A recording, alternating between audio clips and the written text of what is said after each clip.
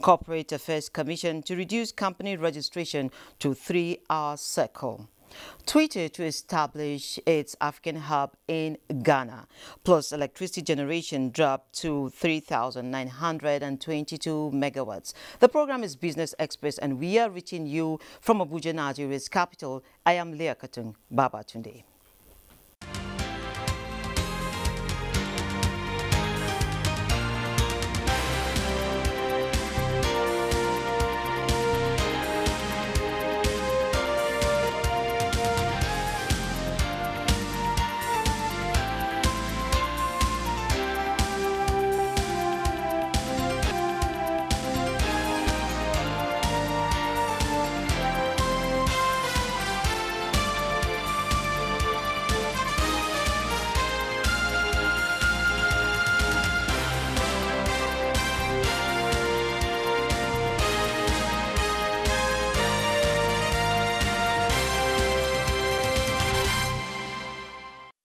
Okay, let's start the business of the day by informing you that the Minister of Industry, Trade and Investment, Adeniyi Adebayo, says building critical national infrastructure is a sure way for Nigeria to maximize her market share in the African continental market. The minister was speaking while inspecting a 12-floor edifice being constructed to serve as a business hub to support MSMEs. Going to flow back into the economy, which will begin to have its own effect. This job is up on about 75% completion stage. We'll deliver it this year unfailingly. Now let's take our Surviving COVID-19 series, telling us stories of survival on the pandemic.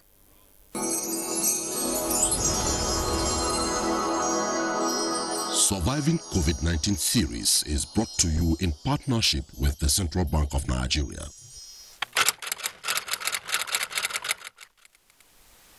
I'm into grocery delivery, anything basically, even to refill your gas and everything, and that's what I do, door-to-door deliveries of any item. So we go to the market, go to the shopping mall and take away your stress basically.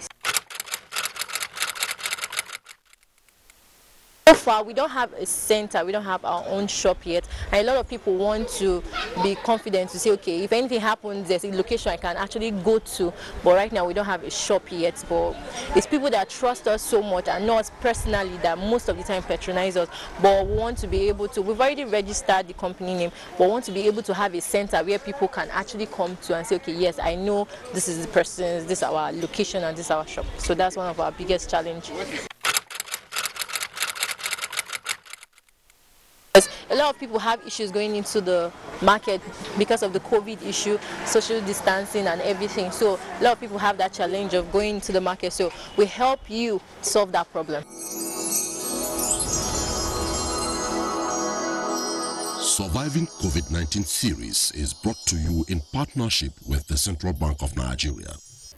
And now it's been days of heat wave, but power supply in some major cities like the Federal Capital Territory has been below expectations of consumers. Thankfully, the rains have taken away some of the heat. So how can we optimize generation and supply as well as ensure cleaner energy as the world transitions? Kunle Kola Olubio is the president, Nigeria Consumer Protection Network, and joins me to speak to the issue on ground. You're welcome to Business Express, Mr. Thank you. It's my pleasure being with you. Yeah. Great. So can you describe what are the stakes here? Power generation, we hear, has reduced. And of course, the distribution status in the country. How can you describe it? Well, thank you very much. You know that in August, the year 2020, there was an increase in electricity tariff. Invariably, I was a member of the Presidential Ad Hoc Committee on Review of the Electricity Tariff, which have the Chief of Staff, Deputy Chief of Staff, and some other notable Nigerians are members. And at the end of the day, we submitted a report to Mr. President, a one-week brainstorming. And due to the fact that subsidy that we used to include in the budget was not included in the 2020 review budget, appropriation budget. And so for the economy not to collapse it became inevitable that the tariff adjustment had to be made. But beyond that, there are pertinent issues that we raise that is rearing its head now.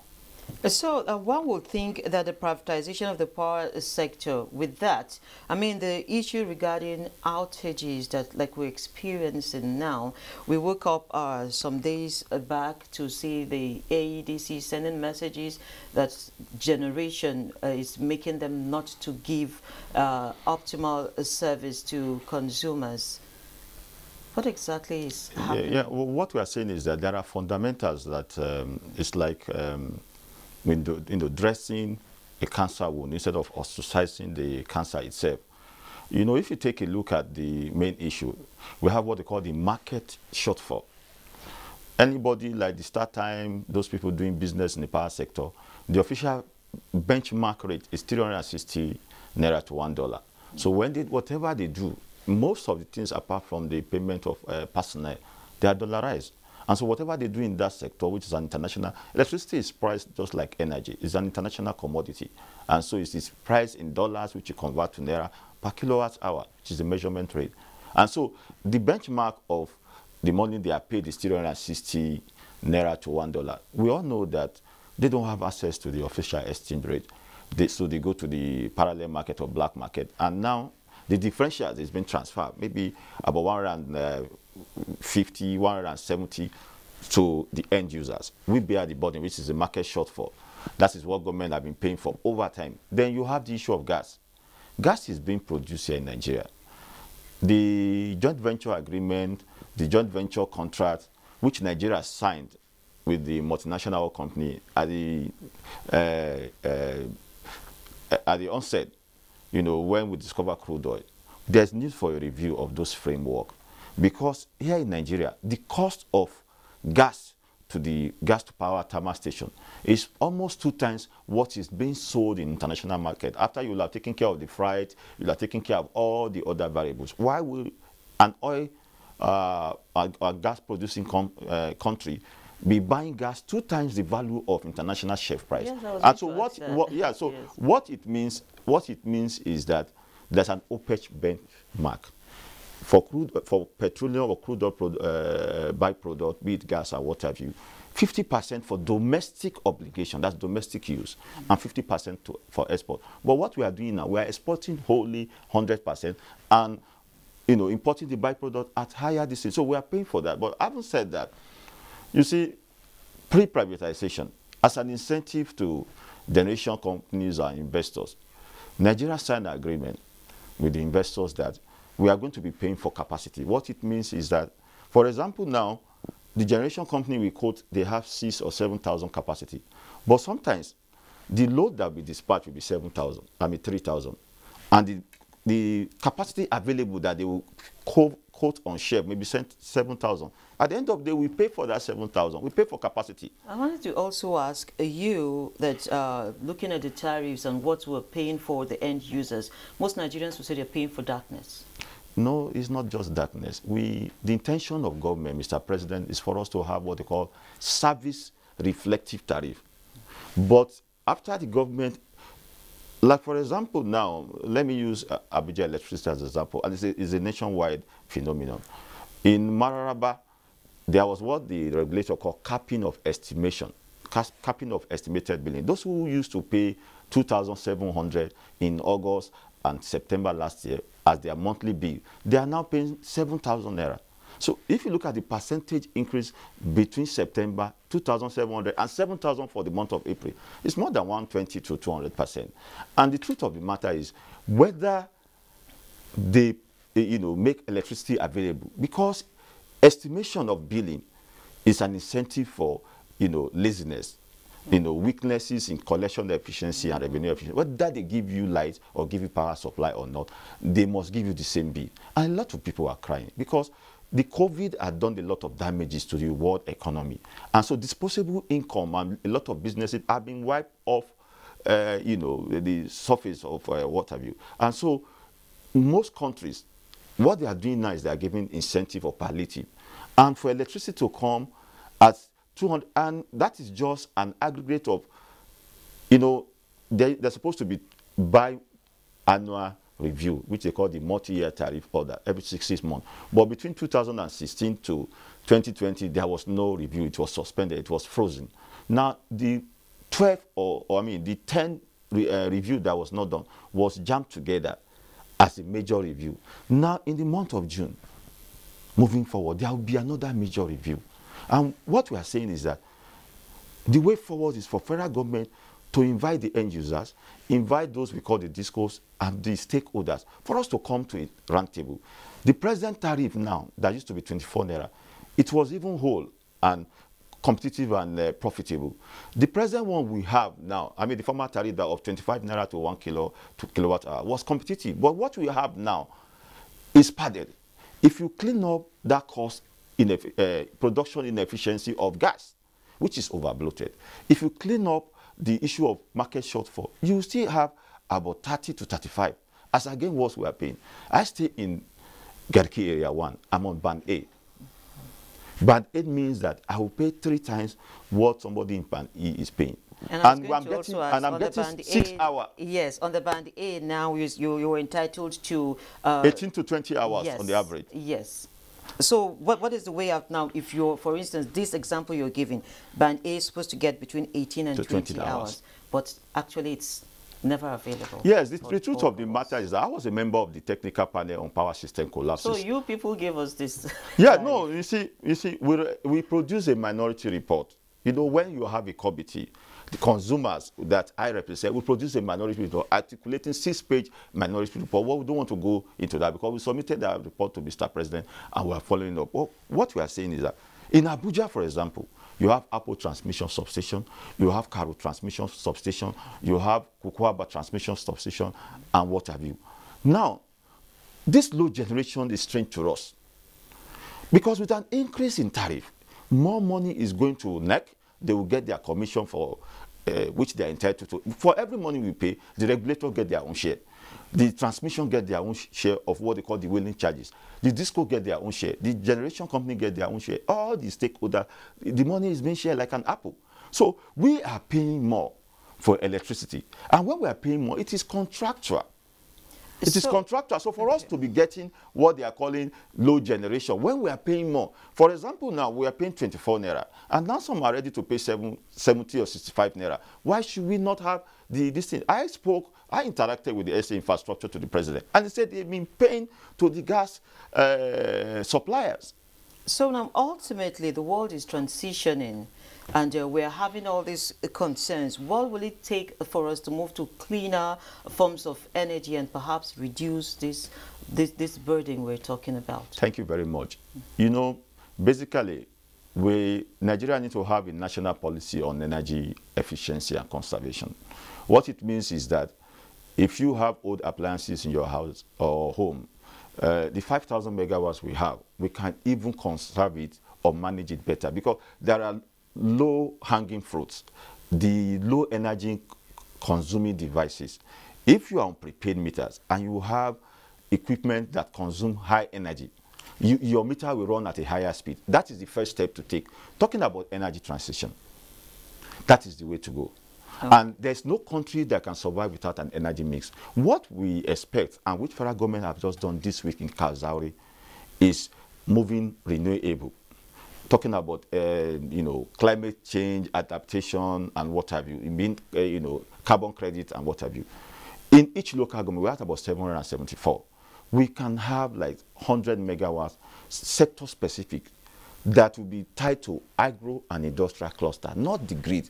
The grid is obsolete. Most of this equipment, they were installed 1960, 1959, and they have not been replacement. There are a lot of weakness or decadence of infrastructure, so we can't rely on the grid. So we need to have an energy mix, and there's no other way to go about it. So the Rural Electrification Agency and Niger Delta Power Holding Company, they are partnering in that direction, and we are engaging in management. We thank God that they are giving us a listening here, and we believe that the federal government with its policy on renewable energy, we should be able to, escalate it to about at least 30% in the next few years. Okay, I must sincerely thank you, Mr. Kola Alubio. Well,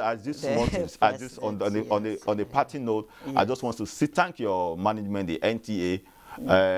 That's a message for my people for giving us a complimentary support for the burial of our senator this weekend, Senator Funsho Basaju, which will come up in Kaba. Thank you very much, the NTA man. It's our pleasure. Thank you, Kogi people, Yeah, and everybody. Thank you. Yes. Yeah. Now, the Central Bank of Nigeria, CBN, has given microfinance banks, development finance institutions, primary mortgage banks, and finance companies up to May 14, 2021 to ensure full compliance with its credit risk management system.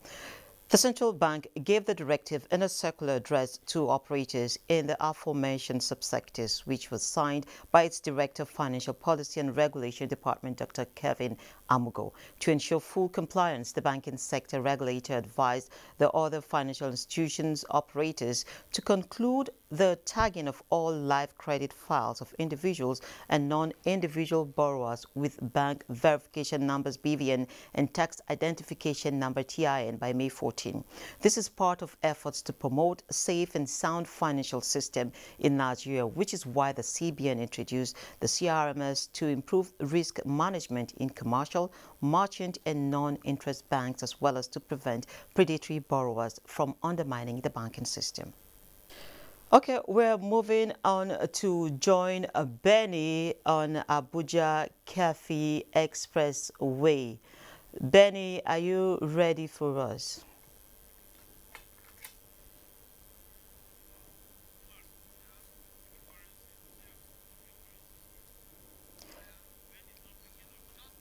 Okay, then we move on to the currency market before Benny comes up for us.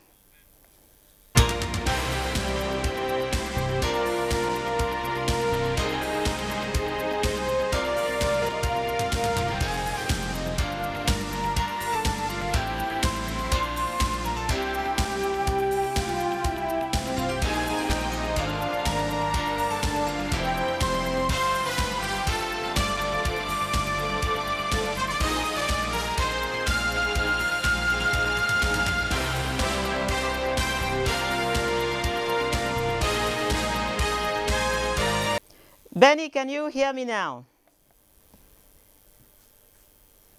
Yeah, I can hear you. Very good morning to you. Benny, can you just bring us up to speed? What is happening at that end?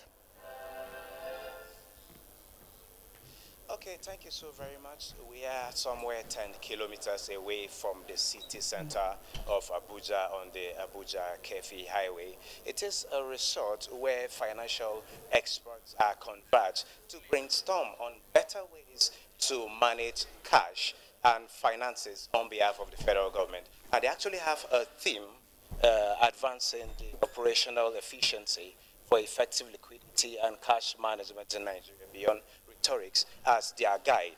And I have here with me the Director of Funds talking about Sabo Mohammed to give us an insight of what would be happening here in specific. Mr. Sabo, I understand the federal government has a cash management policy. Will you be looking at that at this meeting? And what else will you be looking out for? Okay, thank you very much for having me here, for asking me this question.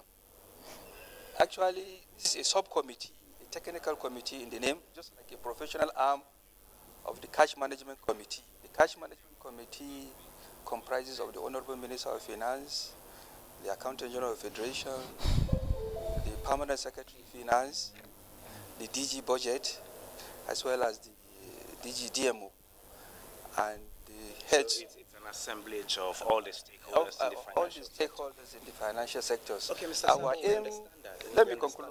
Okay, our aim here is we serve as a technical portion arm of that committee. So technically, we are only here to analyze, plan, and also to X-ray the necessary issues that we currently are facing in respect of revenue challenge. So we are here now to sit, analyze, and also to advise the main committee on how best to now manage the little resources available to government. Yes, I understand it's not enough to have money, but what to use that money for, particularly in this era where the pandemic has made global pulses to shrink much more than ever. Specifically, will you also be looking at the domestic debt, the management of domestic debt for Nigeria? No, actually, what we are concerned here mostly is the little resources available to government, discuss resources, how to manage it, how to ration it, in order to satisfy all the areas in question. So technically, what we are here to do is to retreat. It's just a training program for members and to enhance their skills, their capacity as to how to best advise government on how to utilize the scarce resources available. Thank you very much, Mr. Sabo Mohammed. Thank you. Well, Leah, you heard from Mr. Sabo Mohammed. In the next 3 days, they will be brainstorming on better ways to manage these lean resources to ensure that Nigeria gets to recover fast from the recession as well as the economic upheavals that the coronavirus pandemic has brought on us as a country and as a globe. Oh, okay. Now, thank you very much, Benny, and do have a nice one. Thank you very much. Great. Investors lose 75 billion naira on the first trading day of the week as the NSE All-Share Index lost about 0.4%. Now, that is the opening note this morning. And away from home, Asia-Pacific stocks edge higher as Alibaba shares in Hong Kong search for a second day. Buster Abel reports. European markets opened flat on Tuesday as investors await key economic data and the beginning of corporate earnings season. Britain's FTSE 100 is seen around 4 points lower at 6,889.12.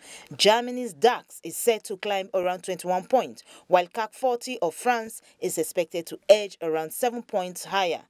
Shares in Asia mostly inch higher overnight following a muted session stateside Monday. Japanese shares rose, led by gains in stocks of glass production companies and department store operators after their robust earnings. Nikkei average rose 0.72% to 29,751.61, holding above key support levels. Shanghai Index rose 0.46% and the Hang Seng Index is also seen advancing by 0.53%. U.S. stock futures were mostly flat early Tuesday morning ahead of a highly anticipated inflation report. Futures tied to the Dow Jones Industrial Average gained just 19 points. Meanwhile, those for the S&P 500 and Nasdaq 100 traded marginally lower. Markets in Africa are expected to be mixed this Tuesday as investors say the day's move will be mostly reactions to individual earnings. Boss said the Able Business Express. And this is where we end this edition of Business Express. We value your feedback, so do send in your questions, comments, observations, and suggestions. Also, be informed that all previous episodes are available on YouTube on the NTA's channel. You can also communicate with us on Twitter. The handle is NTA News Now. Business Express returns Wednesday at 3 p.m. I'm Leah Katun. Baba Tunde.